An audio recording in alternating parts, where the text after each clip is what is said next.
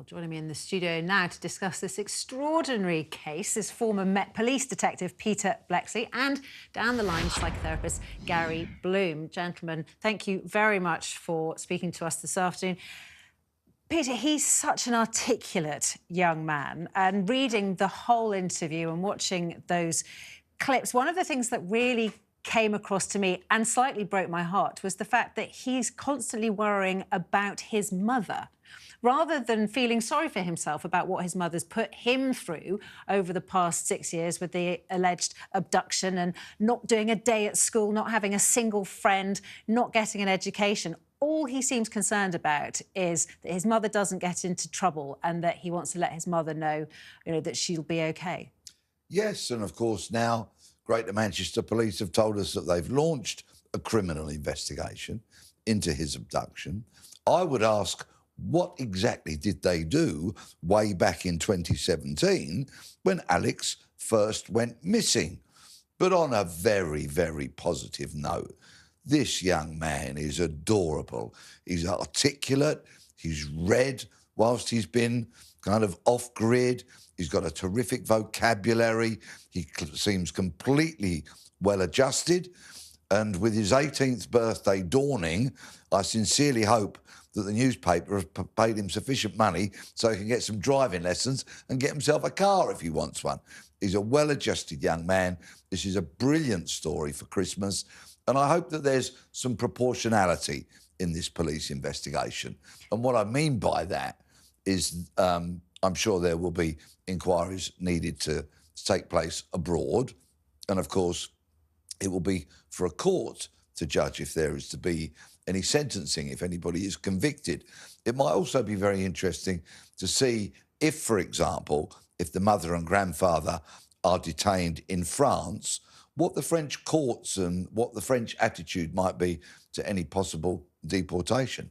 We'll have to see. Well, that's true, because one of the things that he said is that he went to huge lengths to put police off his trail, that he actually started walking in the wrong direction and then backtracked so that if they did work out, that he could lead them in reverse to his parents, to his mother and grandfather, that he will have put them off the scent. And then he also did this thing saying that his grandfather was dead, which was a lie, which is why when we first started hearing the story, we heard that his grandfather was dead, because, again, he was trying to put the police off the scent, and that if they thought his grandfather was dead, they wouldn't look for him.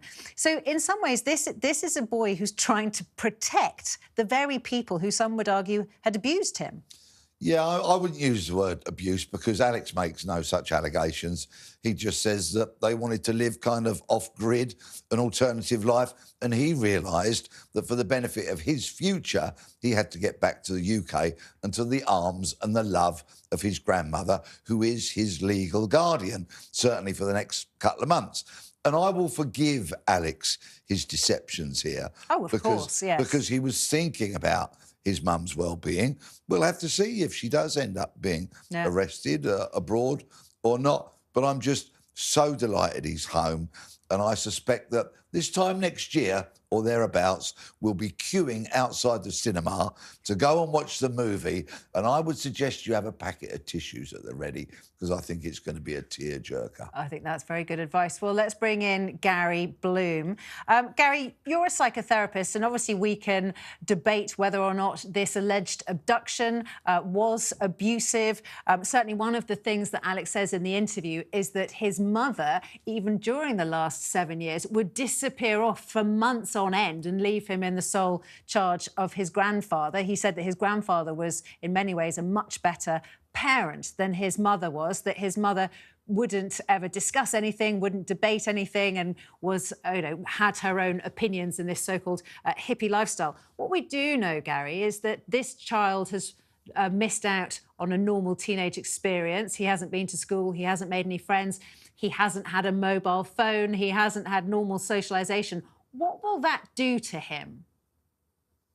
The honest answer is, Daisy, we don't know. And trying to guess is a very difficult job indeed. I think if I were working with him, I would just let him be and get back into some sort of social engagement with people of his own age, because what we do know is that he's lacked social interaction with his peers. And that is not a great thing to happen psychologically to any young people. We need people of our own age to test out our ideas, test out our theories. And the other thing I'd say, when he's been talking about his mum, remember, it's only 50% of the story. We don't know what his mum has to say about all this. But I would not be rushing him back into sort of any psychological services. He seems, as Peter was saying, a remarkable young man.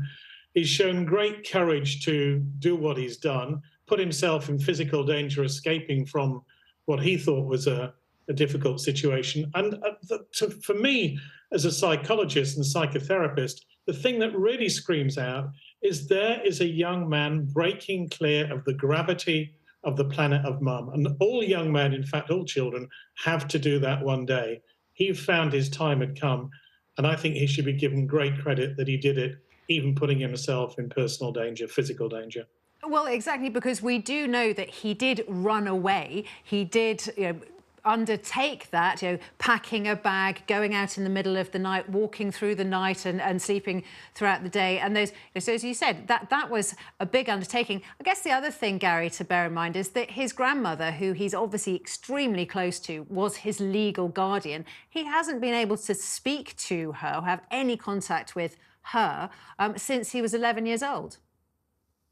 That's what we're being told, and we have to accept on face value those words. But obviously there was a huge pull to going back towards his grandmother in the UK.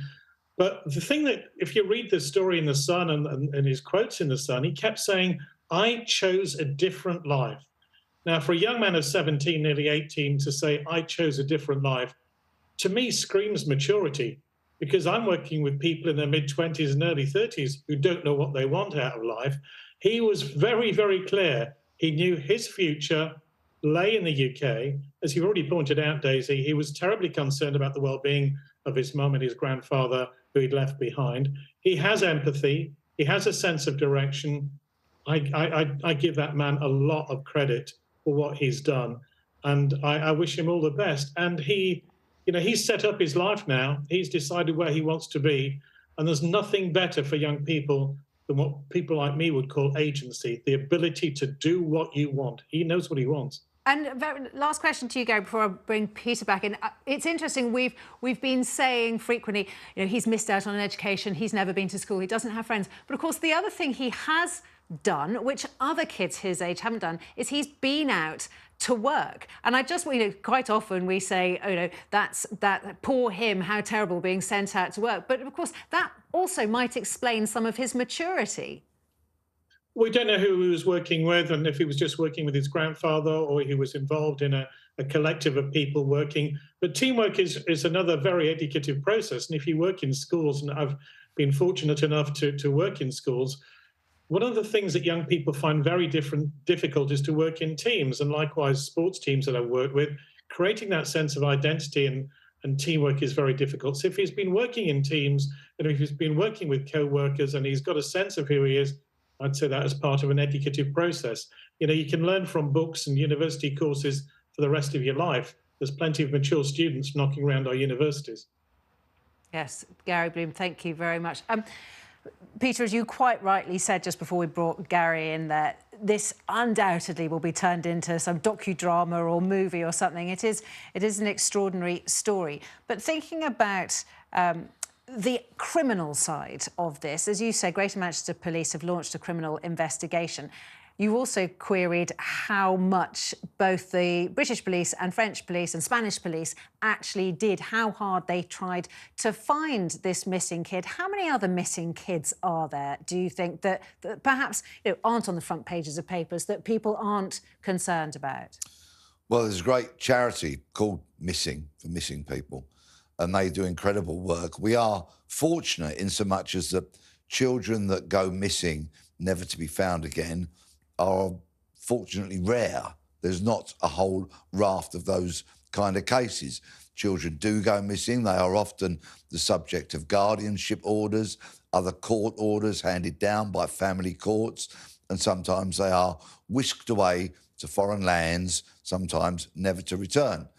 Again, mercifully, they're pretty rare in number.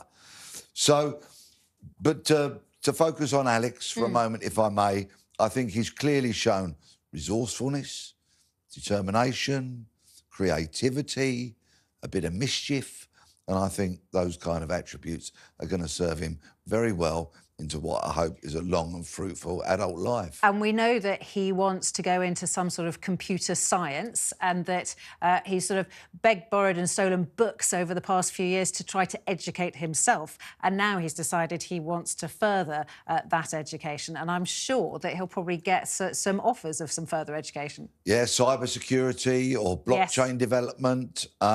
And I think there are many people within the cybersecurity industry, some of whom I know, of course, that might be looking at this man and thinking he's just the kind of guy we could employ, perhaps on an apprenticeship basis, so he can work alongside getting qualifications. And I would suggest to all those firms, they form an orderly queue. They should form. And just before we move on from this subject, obviously, a lot was made about Interpol before the Brexit vote and after the Brexit vote about how perhaps we wouldn't be working as well with those foreign agencies. And this story clearly has an Interpol, as you were saying. Will they be facing charges, the mother and the grandfather? Will they be extradited back to the UK? Are those police forces working together as well as they could be? What's your take on that side of things? There's going to be a lot of questions asked about Europol, Interpol, Greater Manchester Police and what they did. I suspect what might happen now, if they feel they have sufficient evidence that would substantiate a charge, is that they might apply to get a warrant for their arrest. And then if that comes attached with a red notice, for example, that could lead to their arrest in any country, essentially. But we'll have to see how Greater Manchester play it all.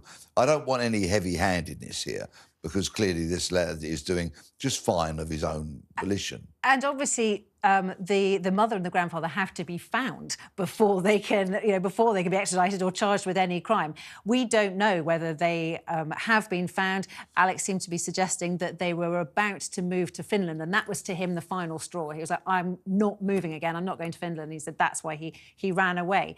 So the trying to find them and then presumably interviewing Alex himself and saying, tell us where they are, tell us where they're going, and he won't want to do that. And what documentation are they travelling on? That is something else that will have to be considered.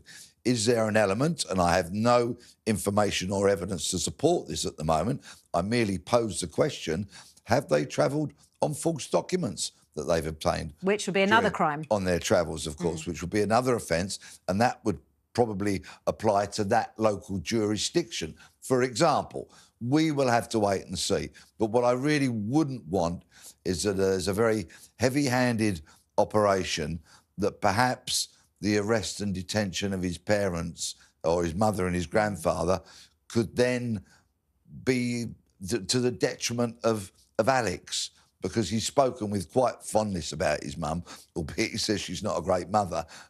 We'll have to see. It's one where I hope the police use proportionality. That's got to be the key word. Yes, a light touch. Well, we know that they were travelling under false names, at least, because I think he was calling himself Zach, and the mother and grandfather were both calling themselves by different names. So, yes, you raise a very interesting point about whether they have forged documents or that sort of thing. Very interesting, and I'm sure that this story will rumble on, and we will continue to find out more. And as you said, see it on a silver screen sometime soon.